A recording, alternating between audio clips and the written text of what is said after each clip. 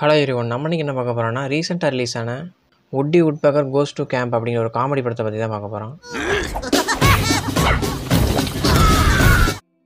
இந்த படத்தோட ஸ்டோரி என்ன அப்படின்னு பார்த்தோன்னா, ஊஹூ ஹூரே அப்படின்னு சொல்லிட்டு 2 கேம்ப் இருக்காங்க. இந்த 2 கேம்புமே சண்டை போட்டு ரொம்ப நாளாக பிரிஞ்சு தான் இருக்காங்க. அப்புறம் அந்த 2 கேம்புக்குமே காலகாலமாக ஒரு போட்டி நடத்திட்டு தான் இருக்காங்க. அந்த போட்டி பார்த்திங்கன்னா இப்போயும் நடக்குது. இதில் ஒரு டீமுக்கு பார்த்திங்கன்னா நம்ம வுட்பெக்கர் சப்போர்ட் பண்ணுவார், இன்னொரு டீமுக்கு பார்த்திங்கன்னா பசாட் அப்படிங்கிற ஒரு வில்லன் சப்போர்ட் பண்ணுவான். ஃபைனலாக அந்த போட்டியில் யார் ஜெயிச்சா அப்படிங்கிறது தான் படத்தோட ஃபுல் ஸ்டோரி. இந்த படத்தோட பாசிட்டிவ்ஸ் என்னென்ன அப்படின்னு பார்த்தோம்னா, இந்த படத்தோட சினிமாட்டோகிராஃபி பார்த்திங்கன்னா ரொம்பவே சூப்பராக இருந்துச்சு. செம்ம கலர்ஃபுல்லாக ப்ரெசென்ட் பண்ணியிருந்தாங்க. இந்த படம் பார்த்திங்கன்னா மெயினாக கிட்ஸை ஃபோக்கஸ் பண்ணி எடுத்தனால செம்ம கலர்ஃபுல்லாக ப்ரெசென்ட் பண்ணியிருக்காங்க. அப்புறம் இந்த படத்தோட குவாலிட்டியும் பார்த்திங்கன்னா செம்ம ஹை ரேஞ்சுக்கு தான் பண்ணியிருந்தாங்க. டோட்டலாக வெறும் 15 மில்லியன் தான் செலவு பண்ணியிருக்காங்க, ஆனால் படம் செம்ம குவாலிட்டியாக வந்திருக்கு. அப்புறம் இந்த படத்தோட ஸ்க்ரீன் ப்ளே பார்த்திங்கன்னா ஸ்டார்டிங்லேருந்து எண்டிங் வரைக்கும் செம்ம எங்கேஜிங்காக கூட்டு போயிருந்தாங்க.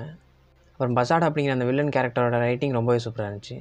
சில இடங்களில் காமெடி சீன்ஸுமே நல்லாவே ஒர்க் அவுட் ஆயிருந்துச்சு. இந்த படத்தோட டோட்டல் ரன் டைம் பார்த்திங்கன்னா 1.5 மணி நேரத்துக்கு மேலே போகுது.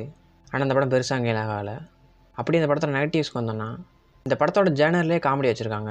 ஆனால் இந்த படத்துக்குள்ளே பார்த்திங்கன்னா காமெடி பெரிய லெவலில் எங்கேயும் ஒர்க் ஆன மாதிரி தெரில. படம் ஃபுல்லாகவே காமெடியாக தான் போகுது.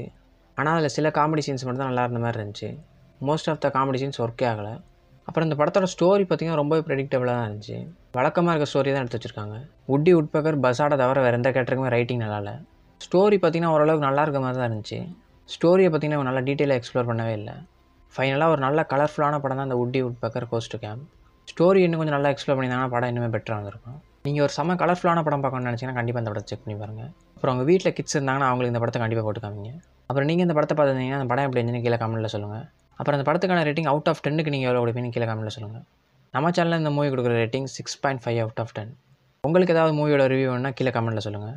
அப்படி நம்ம வீடியோ பிடிச்சிருந்தா லைக் பண்ணுங்கள், ஷேர் பண்ணுங்கள். இதே மாதிரி ஹாலிவுட்டை பற்றி அதிகமாக தெரிஞ்சுக்கணும் மறக்காம சேனலை சப்ஸ்கிரைப் பண்ணுங்கள். Is that my toothbrush?